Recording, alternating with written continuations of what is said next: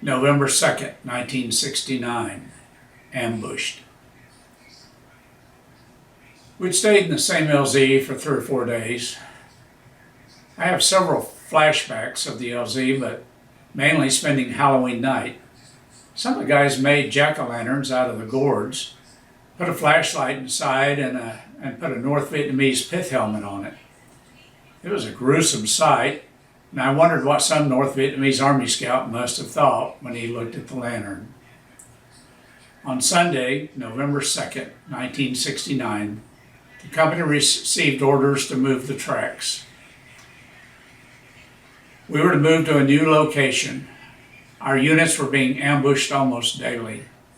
Thoughts of an ambush were replaced with a vision of an enemy moving across the river and out of our area of operation. Additional orders stated my platoon would run point, and it was my track's turn to run point within the platoon. Thankfully, the 3 tanks attached to our company always went first, so my squad would actually be the 4th vehicle. It was time to move out. We cranked up the engines, put on our flak jackets, and waited for the tanks to move out. Because we had lost some tracks in the previous week, some men from 2nd Platoon decided to ride on the tanks, since it was getting crowded on the APCs. One of the turret men was wearing a white t-shirt. Olive was the standard issue, and it reminded me of home. I only had 58 days left in Vietnam, and as I quoted the short timer's motto, "I'm getting too short for this." The tracks followed the tanks onto a dirt road as I rode on top of a minigun can, watching for anything unusual. The scenery passed in front of me. While the heat from the exhaust hit me in the face, the sound of the diesel engine drowned out all the sounds and left me alone with my thoughts. It was a small blessing to know the dry season had begun. There was a good chance of going all day without getting wet. The bunker complex where Shorty was killed was only about a mile away. I was glad I was not there that day, but I knew it was in the thoughts of the men. November 2nd. Back in the world, the leaves are changing.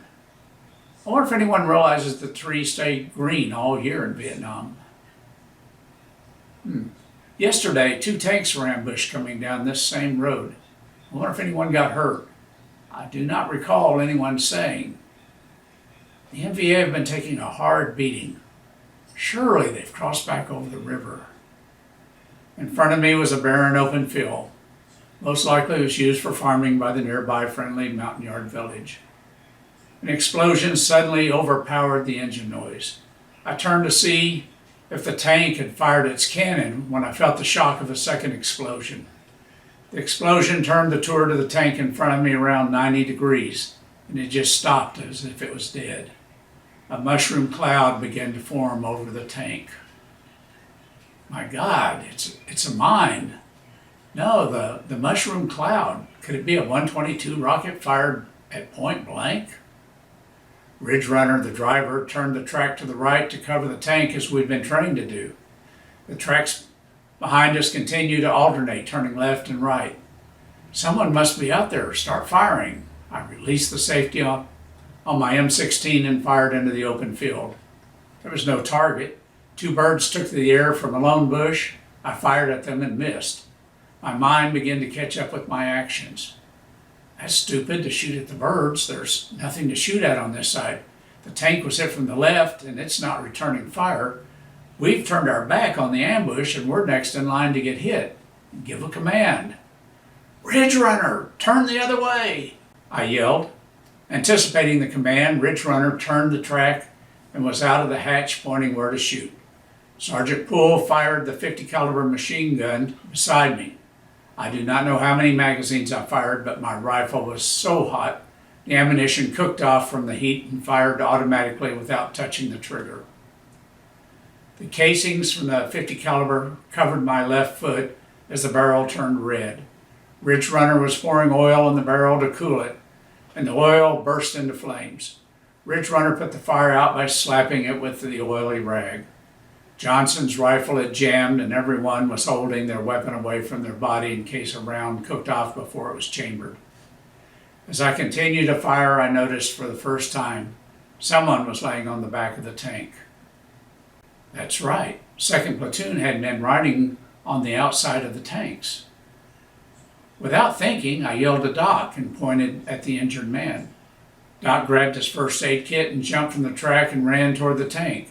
I yelled to Sergeant Poole, "Our rifles won't last much longer." Sergeant Poole was the platoon sergeant and was sitting behind the .50 caliber machine gun and was in radio contact with the captain 6 tracks behind us. I yelled a second time, "We can't last much longer. Tell the captain to flank the ambush." Sergeant Poole yelled back, "The captain's getting air support." I yelled once more, "We need more rifles." It may have been 10 long minutes since the first explosion.